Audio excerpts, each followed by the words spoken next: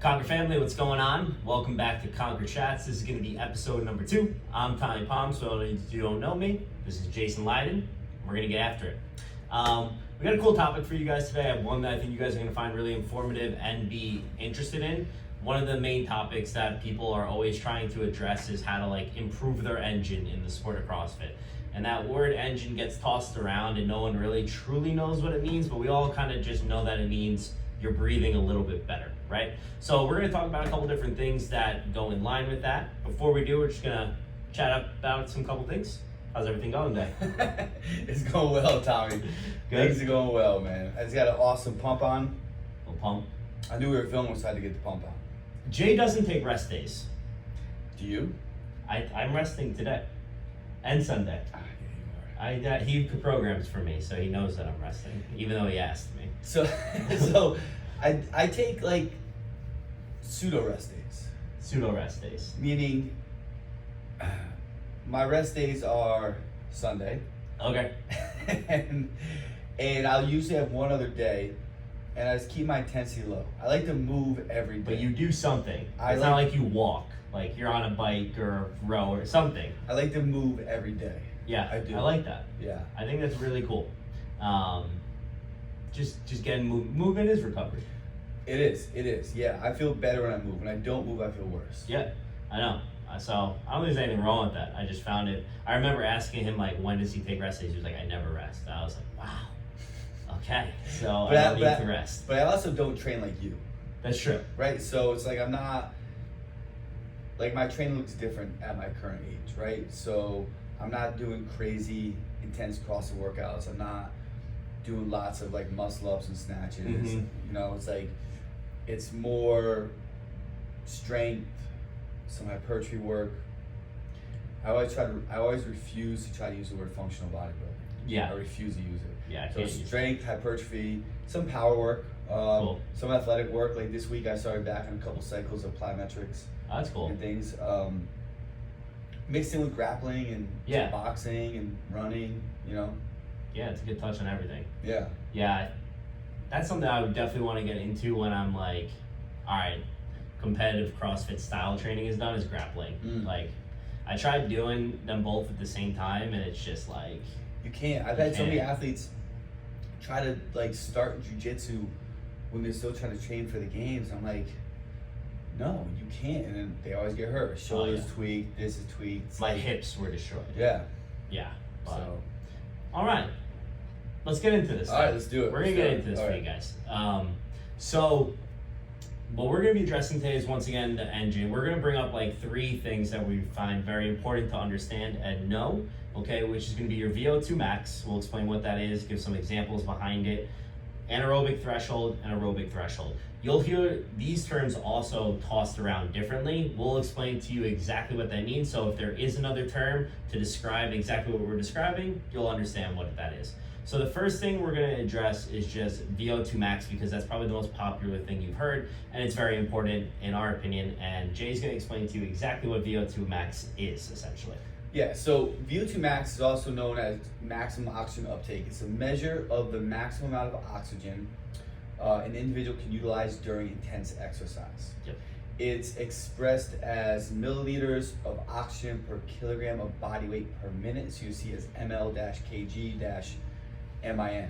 It represents the maximum rate at which oxygen can be consumed and transported to the muscles during exercise, right? A higher VO2 max indicates a greater capacity for cardiovascular system to deliver oxygen to the working muscles or to the muscles in general, allow them to sustain high intensity exercises for a longer period. So generally speaking, people with a really high VO2 max, it's sort of like this window of their potential, right? Their potentiation of what they have the ability to do. There's plenty of people that have a crazy high VO2 max and have never ran a day in their life, right?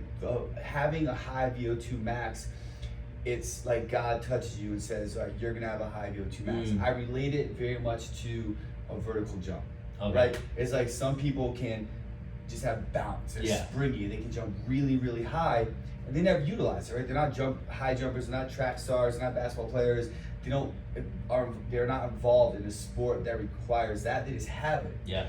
some people, VO2 max, like a vertical leap, you can increase it. You can, right? But you can't drastically increase it, right? So my VO2 max is like, yeah. Oh, good. That's what I was gonna get into. Like, what's a number? Yeah. And where can we get to? Totally. So my VO2 max, when I tested a couple years ago, and when I say a couple, I think it was like 6 years ago, it was like in that 50 to 55 number, which is good. It's a high number. I have a good engine. I'm able to sustain work for long amounts of time. Like, that was understandable. Lance Armstrong, I believe, is like a 90. Yeah. You know, and Rich Froning was like really up there too. I think it's 70s, right? Yeah, Rich Froning was up there too. Yeah. I'm actually looking up, what is Lance Armstrong's VO2 max? Now people might say, oh, he was a doper. Dope didn't give him an 85 VO2 max. Yeah. It didn't. It's a small piece of the pie. So he was an 85. Okay. I think Froning was like an 86, right? Nice. They said Lance Armstrong was rumored to have a VO2 max of 95, Just never I got believe. like tested officially Yeah, or but something. he was up there, right? Yeah. Mine was like a 50, 55. If I trained as hard as I possibly could, that's all I did, I'm not going to get to an 85, 90 What do you VO2 think max. you could get to? Let's say you went ultra endurance route. 57. Oh, really? Yeah, it's Okay. like I relate it very much so to a vertical jump, where if you're born and you get tested in college and your max vertical jump is like a 34, you're not going to train your way to a 44-inch vert. Yeah. You're not, right? So, you might be able to get like 36, 37, yeah. but you're not going to train your way to a 44-inch vert. So you were already trained when you got a 55, right? Yeah. So you're saying, like, at that point I was already pretty damn fit. For me to like really get it that much higher just wasn't possible. What if someone who's like untrained like gets a 50, right? They sign up for CrossFit and the gym is happening to do a VO2 max test. They're like, yeah, I'll check it out. It'll be like a good way to measure my fitness over the years. They measure a 45. Like, what do you think someone after like 3, 4, 5 years of CrossFit and endurance type training they could maybe get to? I'm gonna say 55. Okay. They're not gonna get to a 60. They're not gonna get to 65. Now, where's my data on this? I don't have tons of data pulled up that I can cross-reference for you guys. Yeah. All I'm really going off of in this conversation is just from my own data, working with the people I've worked with over the past 18 years and what I've seen. I'm sure there's some data out there, you know, taking untrained people with a VO2 max of 50, can they get it to a 60? There might be some data that shows that. Probably, right. Taking trained people that have a 50, what do you get it to? Maybe 55, maybe 54. Like, I don't think there's a set percentage that says if this then that as it relates to this.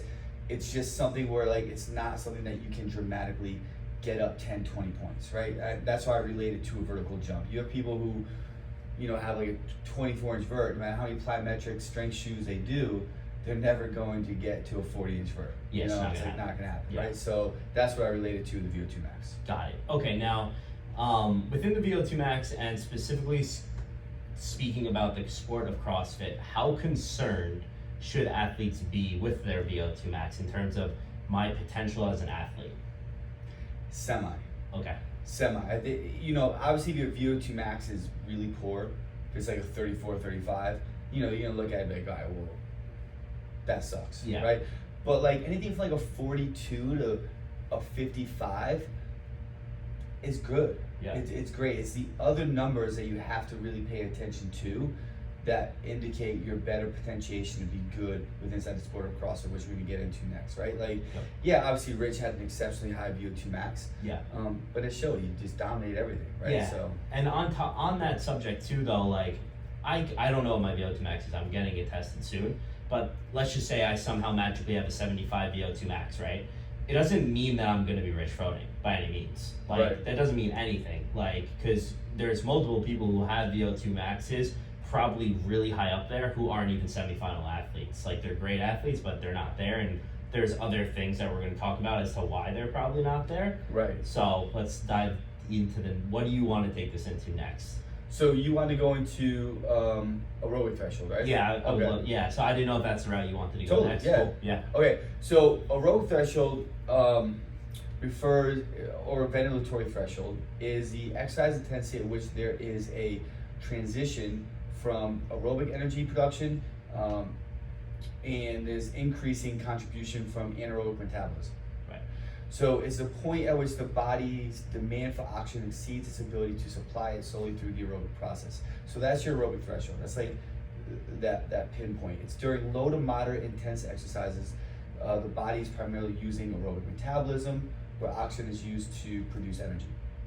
However, as the exercise intensity increases, there comes a point where the aerobic system alone can't keep those demands up. Yep. So there's gonna be a shift towards anaerobic energy production, right? So at the aerobic threshold, it's a slight rise in blood lactate concentration and an increase in ventilation and breathing rate, Yep. as the body attempts to compensate for accumulating anaerobic byproducts. Yep. So that's really like the aerobic threshold.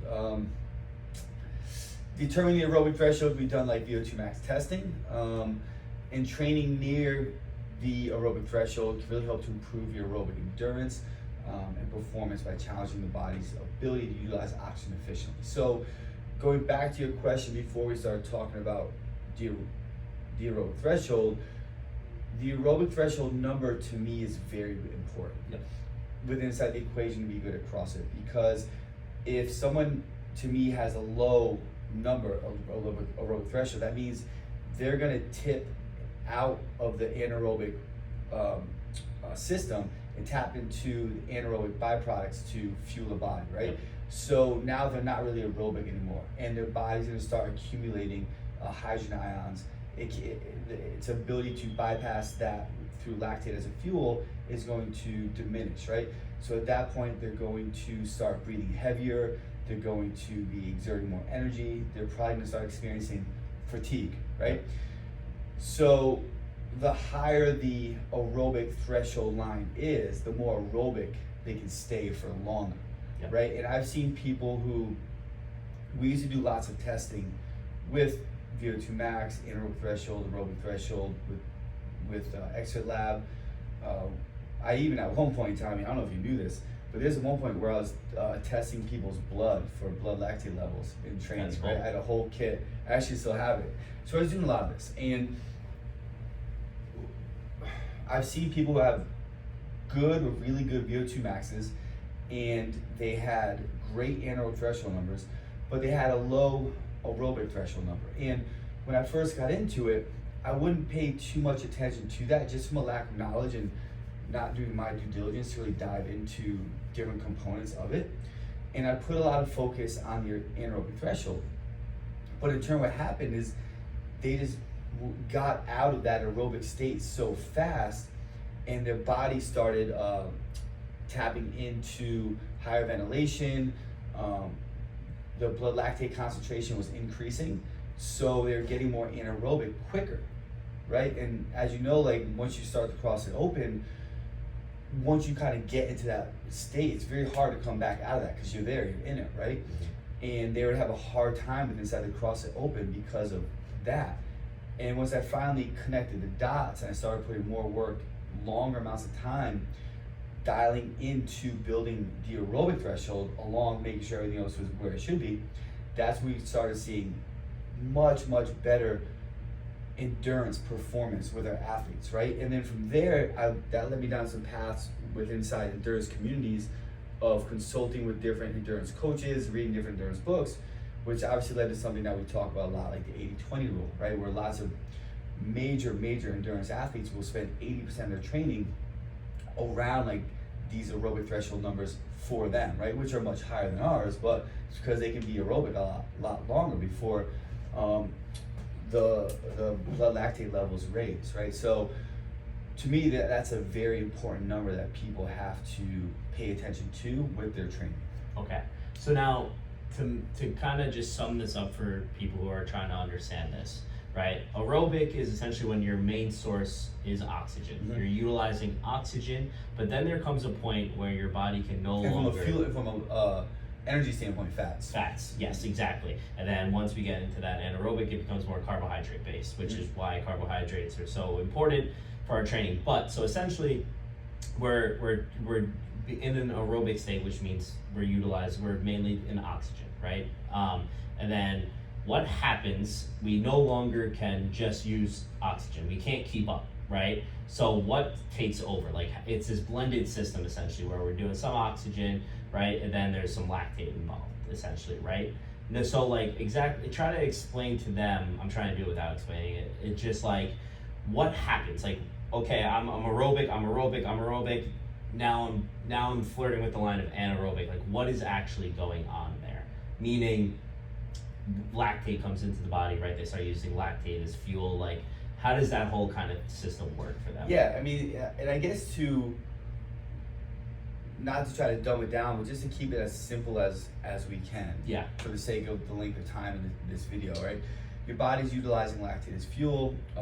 It's trying to facilitate the energy where it needs to go to continually to produce the work.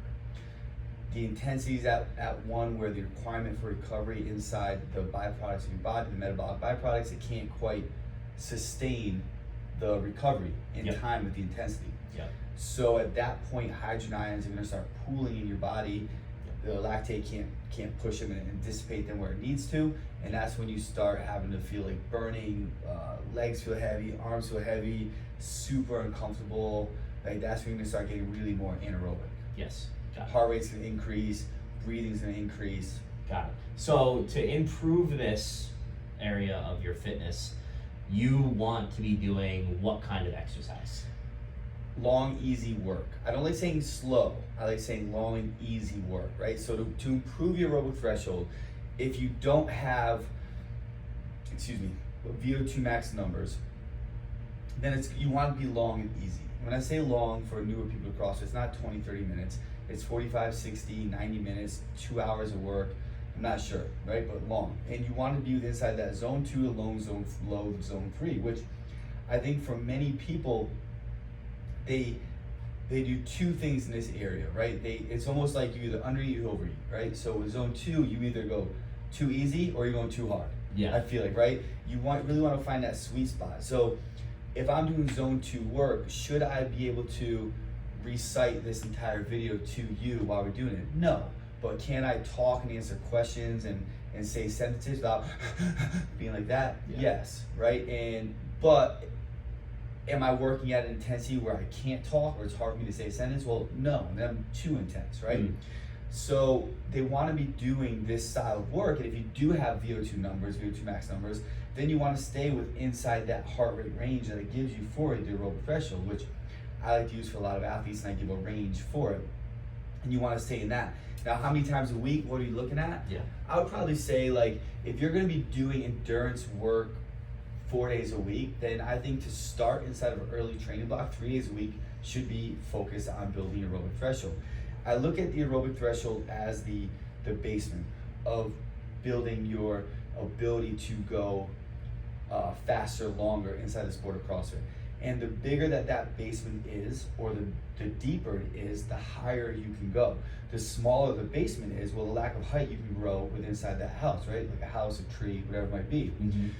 The biggest trees in the world have the broadest or deepest roots, right? So we want to think, well, how can I really build and expand this basement, i.e. aerobic threshold, so that I can prepare myself down the road to be able to go faster, longer without blowing up, right? Mm-hmm. And that's right there. You have to put in the time to systematically build your aerobic threshold. And the word systematically ties to aerobic threshold training and anaerobic threshold training. And I think too many people, when they start trying to train this, they jump all over the place. It's almost like saying, hey, I got to improve my one arm back squat. This week I'm doing 20 reps, next week I'm doing 10 reps, the week after this I'm gonna do 15 reps.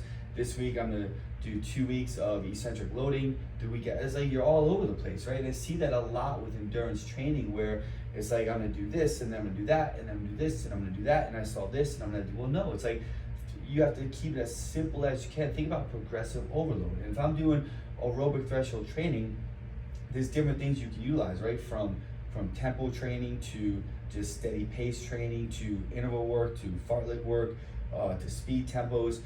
Whatever you do, you should stay inside that realm for a training block, progressively either adding intensity as it relates to your aerobic threshold capacity, what that intensity means for you, or volume, to continually do more and more. And you want to systematically progress that to drive the right adaptation of building your aerobic threshold. And I think for that, 2 to 3 days a week is beautiful if done correctly. And that's going to build that basement for you that you can continually stack and layer upon as you're trying to, down the road, add in intensity and then volume with intensity.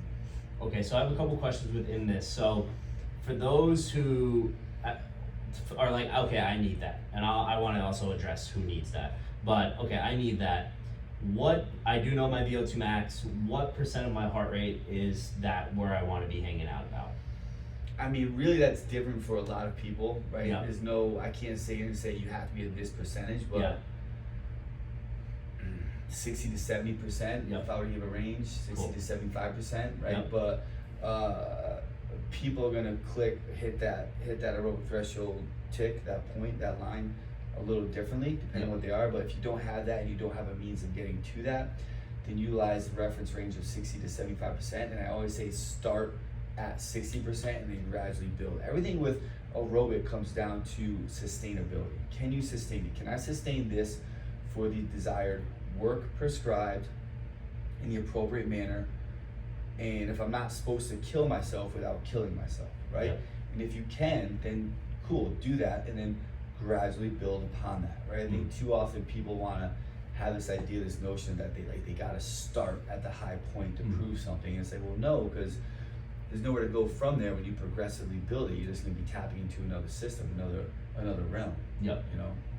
Cool. And now I think another thing within CrossFit is that Zone 2 is extremely popular right now. Yeah. And everything goes in waves. I think it's funny because it's like they think that's going to be the answer to all their questions. Where there's always a pill, right? There's always a magic pill. And I think it's farthest from the truth, but I do think there's value in it.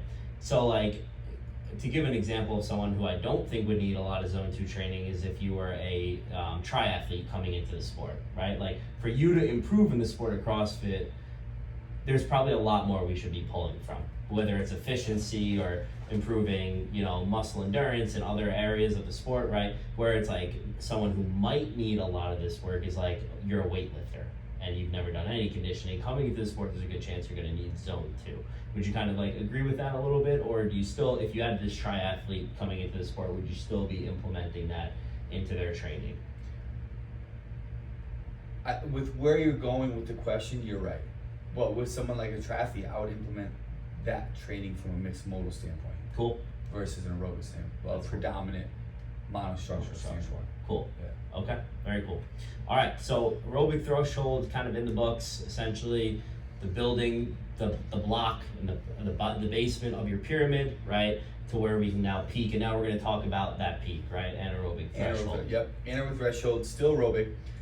Lots of people will call it lactate threshold, anaerobic threshold, different terminology. It's the exercise intensity at which lactate production exceeds its clearance rate, resulting in accumulation of lactate in the bloodstream. Now you said hydrogen ions. I get that. When I was typing quick for what lots of people hear, they're gonna hear lactate accumulation. But lactate is fuel, it's excess hydrogen ions accumulated inside the bloodstream. During exercise, the intensity increases, the muscles require more energy. Initially, the body can meet this demand aerobically, utilizing oxygen to produce energy. However, as the exercise intensity continues to rise, there comes a point where the body's ability to supply oxygen becomes insufficient, and the anaerobic pathways start to contribute more. Okay, at this anaerobic threshold or lactate threshold, the pooling increases due to the greater resilience on anaerobic metabolism. This is often accompanied by increased breathing rate, and the body attempts to remove the accumulation and compensate for the anaerobic energy production. Again, how you get your number for this, again, through the VO2 max testing. But again, training at this anaerobic threshold level, training around these levels can do great things to improve your ability inside the anaerobic threshold. What does that mean? Is that just intensity and sweat? Well, not necessarily. You have to understand what this range is for you, meaning where is that heart rate, where is that number that your body switches to more anaerobic fueling. So that's the start of the anaerobic threshold. And you want to start training inside that area first, and then gradually increase it and progress it over time as you become more efficient. Again, through different things as intervals, and interval times can vary from 1 to 2 minutes of work upwards up to 10 to 15 to 20 minutes of work within inside these set ranges depending on your sport, right? So intervals, you can go speed intervals, you can do distance intervals, you can do tempo runs, fartlek training. All these different methods work as well with aerobic and anaerobic threshold training. The difference is within inside the prescription. So you want to make sure that what you're doing inside your work is expressing the prescription, right? So if you're going for anaerobic training, anaerobic threshold training, then you want to be operating inside that appropriate intensity, that appropriate range that's going to put you in that state. What does the recovery look like? I mean, the recovery varies depending on the exact formula is like 0.3, I think, to 0.5. Some people can even go up to 1-to-1 work to rest ratio depending on like the time of work. But you want it to be at a point that the desired sets and reps that you're doing allow you to sustain that work, right? So if I would say, Tommy, today's anaerobic threshold training, you're going to run for 3 minutes at a heart rate of 143, and then you're going to walk for 90 seconds, and then you repeat this for 10 rounds, right? If you're unable to sustain that work inside that 3-minute range, well, then that's not the right workout for you. It's too intense for you, it's too much, right? If you hit it, great, good job. Next week, we're either increase the intensity or increase the volume, depending on which route that we're going, right? But that's what we're looking at for anaerobic threshold training. Okay. Now, I'm gonna bring aerobic threshold back in as well as anaerobic. So we talked about like aerobic threshold and how it's kind of the base. It's going to allow us to work for longer periods of time without dipping into that lactate threshold and start to kind of overspill. What is this training in this? What is this essentially improving for us in the sport? Just how long it's going to take us until we spill essentially over and can no longer sustain activity?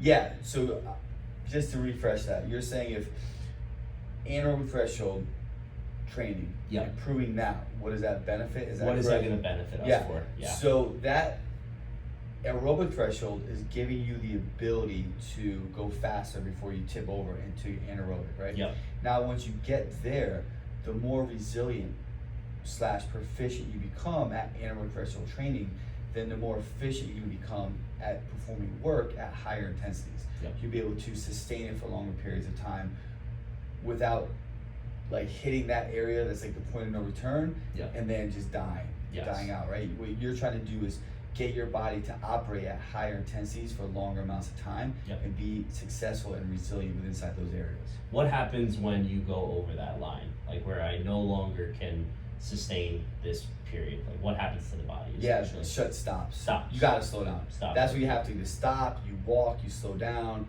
So like in a CrossFit workout, it's like you're in the middle of the 12-minute AMRAP and you're holding this pace, and then all of a sudden you can't. Yeah, all of a sudden you just slowly just start falling off pace, right? And that's pretty much what it looks like. That's so what in order for us to be able to maintain that higher level of activity, this is how it would be a part of being able to do that. Yeah, and listen, is this saying that like, hey, if you train anaerobic threshold efficiently, you'll be able to like get up to a 165 heart rate for a mixed modal CrossFit workout and keep it there for 15 minutes? Probably not. Like that's pretty amazing if you can, right? But what it means is you're gonna understand what you can do. You'll be able to sustain paces longer. You'll be able to sustain heart rates within a specific range longer. You're not going to completely burn out, and you're okay, I can sit at this 140 to 155 range, and I can hold these paces per round for this exercise, and I can still have more in the tank to have that kick at the end without having a drastic decrease because I'm just too hot too fast. Got it. Now, when you're prescribing this kind of work, how does it differ from aerobic threshold other than pacing and intensity? Does the rest intervals change? Does the amount of intervals you're doing change? Like, talk to me a little bit more about that. Yeah, so we actually have a set form that we might be able to post with this as far as it goes through different styles of work inside the aerobic and anaerobic threshold realm and the work to rest ratios from a blueprint perspective that people can utilize. But generally speaking, when I'm doing aerobic threshold work, there's really no major like rest, so to say. It's going to be like long, steady state, continued work, or it might be, hey, 2 minutes at a specific pace, 1 minute at a easy pace, but it's still kind of performing the action. It's still aerobic. Yeah. It's not like you're going really fast and then really slow. It's like I'm going at this moderate pace and then I'm going a little bit slower, going back to that moderate Yeah, and pace. it's going to be sustainable for 60, 75, 90 minutes. Now, when I get into anaerobic work, there is going to be a specific work to rest ratio for most of the workouts, right?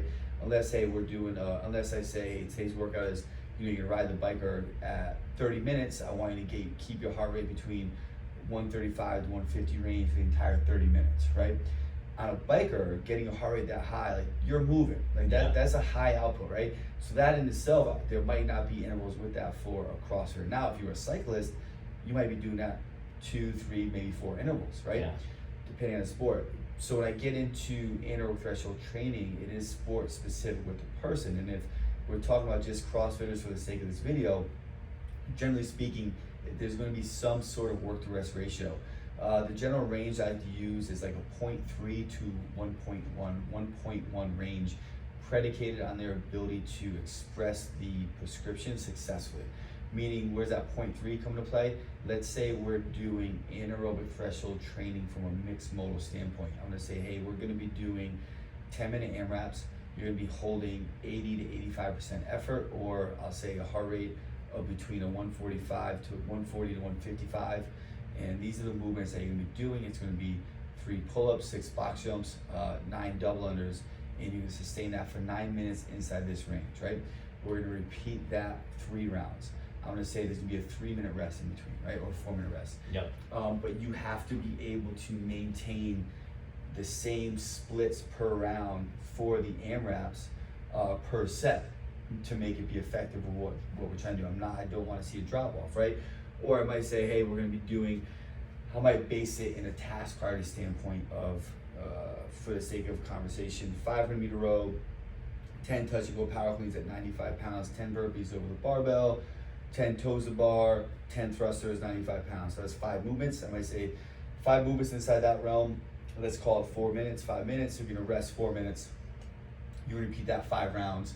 You have to maintain your splits per task of 3 to 5 seconds per, right? So that'd be like a 1-to-1 work to rest ratio. And that range can vary, right? So what you're generally thinking about to start is the more intensity you have inside that anaerobic threshold bubble circle, or the longer you're going, generally speaking, the more intense you have, the longer rest time to make it sustainable, right? Yep. If the intensity is a little bit lower, the rest times will be a little bit shorter, is a general rule of thumb of what you're going to utilize. And what's exactly right or wrong, I don't think there's a set prescription to that. You just have to understand, can this athlete realistically sustain this for what I'm asking for, right? So if you go back to that 10-minute AMRAP I listed earlier, if I change that to like, all right, Tommy, now instead of 3 pull-ups, you'll be doing 4 ring muscle ups, you're going to be doing 4 burpee box jumps at 30 inches and 4 squat snatches at 155. You can tell right away that the intensity and cyclical nature of those modalities is way different than the first one, which is 3 pull-ups, 6 box jumps, 9 double unders, right? Way different. First one's like ba ba ba ba ba. Second one's like boom, boom, boom, boom, boom, boom, boom, boom. Right? You know, Yeah. it's also, that's what you have to think about when you're prescribing energy system work from a mixed modal standpoint. If you keep it cyclical in nature, biking, rowing, skiing, running, cool, it all works. You just have to make sure that like we were talking about, the intensity, the sustainability is there for the intensity of the prescription. Got it. And the recovery. Yep. So within a mixed setting, is that something that you're thinking about a lot, is like what movements? I think that's what a lot of coaches have to be careful with, what they're putting and prescribing within anaerobic threshold work, because like it's very easy to, like if you put something too heavy in there or something too high of skill, for them to just not be able to actually sustain the activity and get into like anaerobic threshold Right, training, right? because then you go in aerobic, right? Yeah. Because your tendency's got to slow down, it's got to stop. And the same thing goes for aerobic threshold mixed modal training. Like, I look at that, we talk about this a lot with inside our Conquer coaches, and you take other sports, and the magic formula is repetition. Yeah. You want to be a great shooter of basketball, you have to shoot thousands and thousands of shots. You want to be able to hit a 97-mile-per-hour fastball, where the dude's also throwing curveballs and sliders. You have to do about 500 swings a day every single day, right? You want to be a great pitcher, you got to be doing specific arm care, and you have to be pitching a ton, right? That's repetition on repetition on repetition on repetition on repetition. Why is that different with inside the sport of CrossFit? So we have to think, if our athletes are structurally and fundamentally sound, and their bodies can sustain the volume that we're prescribing the workload, is there a difference? Meaning, if we need to get somebody better at movement repetition, at transitions, at completing reps, then one of the best ways to do that is to strip down intensity and treat it like if someone was getting better at basketball, they're doing 500 form shots, where it's taking an hour and they're just standing on the hoop shooting and shooting. I know it's not as much stress in the joints, I get that, but I'm saying if we're smart enough as coaches and programmers, we have to think of the sport for people who are performing and playing the sport, of prescribing that sort of work for them in order to get them better at just completing volume. Like, look, think about like running, right? Like, you want to run a marathon, you're not going to be a successful marathon runner doing 200 and 400 meter intervals 2 days a week, 3 days a week. You're fucking not. I don't care what people say. The only people who are good at that are people who put in 20 years of pure endurance training, and then they don't want to do that anymore, and now they drop to interval work. Well, guess what? They've already built this base that's retarded. Yeah. Can I even say that? They built this base that's crazy big, and they probably have an exceptionally high VO2 max. So yeah, they can do interval work 2-3 days a week and then still go out and crush a marathon, right? But it's the same, but they need to put in the volume on their feet to do the run. And the same thing is within inside the sport of CrossFit. If you want to be good and better at the sport and better at completing reps and volume, well, yes, you have to first build your body's ability, the structural integrity in your body's ability to sustain the work without creating injury and hurt. And you have to manage fatigue and recovery, but you have to, from an aerobic threshold standpoint, put in the reps and build the volume, build that base. Then, just like with monostructural work, cyclical work, you then take that base and now you start tapping more into anaerobic threshold training from a mixed modal standpoint, and you're stripping the volume, but now you're slowly adding intensity and then adding volume intensity, right? To get them better at what? A 7-minute AMRAP of 3 ring muscle ups and 3 thrusters at 135. Yeah. Go, right? It's high skill, volume, intensity. Get them better at that. Or 18-minute AMRAP of 8 toes to bar, 16 dumbbell hang clean overhead, 16 cal row, 2 dumbbells, right? It's like, you gotta get better at that, at be able to perform volume with quick transitions in this fast cyclical nature to do well in 90% of the workouts prescribed inside the sport.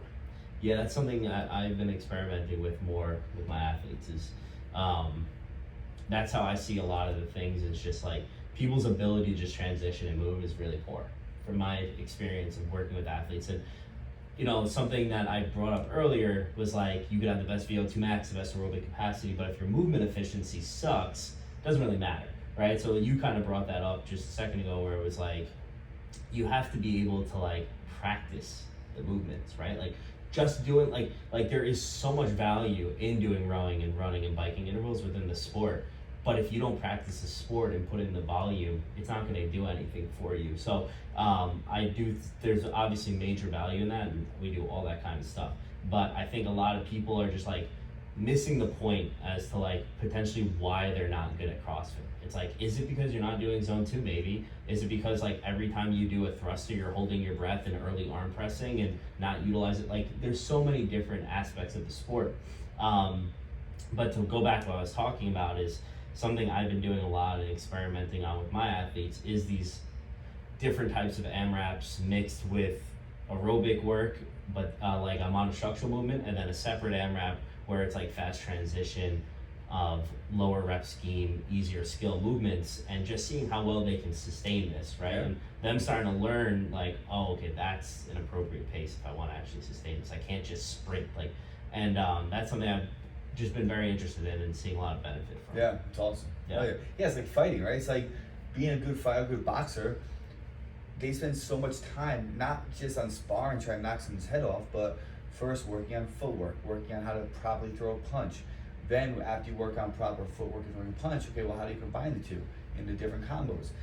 Head movement, body positioning, steps with body positioning, with combos, with footwork, right? It's this gradual, crazy build. Then you get into light sparring, where you're focusing on just the basics. Then you work on more intensity. What's more intensity in that? Well, the rounds might pick up, or the sparring becomes more intense, right? It's like, if you have a fall, if you have a break off, well, now let's go back and refine that, right? It's the same concept. Exactly. So it's like in the sport of CrossFit, it's like you have to practice the movement with no intensity first, right? Like if you want to be good at bar muscle ups, the first thing that has to happen is you have to do it by itself. Like, can you even do this movement? Yes. Okay. Now it's like, all right, let's see what happens when we start breathing a little bit, right? I think a lot of people are just like, okay, I can't do bar muscle up well in CrossFit workouts, so now I have to do really hard bar muscle up CrossFit workouts, and that's just gonna get them nowhere, right? Yeah. Because just like any other sport, it's not like if you want to be really good at basketball, like you said, and you're a bad shooter, if you never practice your shot other than when you're in a game, you're not gonna get better at shooting. Yeah. Right? So it's all these things that I think people are missing the mark on, even though it's a different tangent that we can go into. But it's just, I think, appropriate for people to understand. It's like you start in this very progressive manner of easy, and it becomes harder as the season goes on, so you can learn how to do all these things in the easiest setting before you try to put it in the hardest setting. Totally. Yeah, I remember a couple years ago, I heard the dumbest thing I ever heard in my life. It was, I guess I would say a successful coach inside the sport of CrossFit, ran a successful training business, and they did this video saying how, hey, if you suck at muscle ups, the best way to get better at muscle ups is by doing more muscle ups, doing tired, doing fatigue. And I'm like, that is the dumbest thing I've ever heard in my life. Like, how could you really say that and put that out and think like, oh yeah, this is good stuff? It's like, that's what people think though sometimes, is ties into what you're just saying. Like, if you think you're not good at something, just do it more, do it faster, do it more tired. It's like, well, no, like, you have to figure out like what the root cause is and then build that. And that's really what these energy systems that you're talking about come down to is, all right, if you're not able to sustain work and you keep bombing out, well, it's not just we'll do more work faster. No, it's find out the root cause, build that structure, and then build upon that, right? And that's how you create longevity. That's how you create an elevated, I don't want to keep saying this word because I feel like I overkilled in the last video. That's how you increase your functional ceiling, right? Yeah. Or your total work capacity. That's how you keep increasing your ability to do more work, right? Is by layering and building the root, the foundation, and then layering that. Makes sense. Yeah. I love it. Cool. I think that's where we'll wrap up on this one. It's good talk, man. That was a long video. Yeah, that was good. That was like 40 minutes. Kept it moving. Yeah. Kept it moving. Cool. Yeah, so anyway, guys, I hope you really enjoyed this. If you want to get more out of us, you can find us on conquerathlete.com. Whether you're an athlete looking to get some coaching from one of us or our other amazing coaches, or if you're a coach looking to improve your ability to coach your athletes, we also offer mentorships.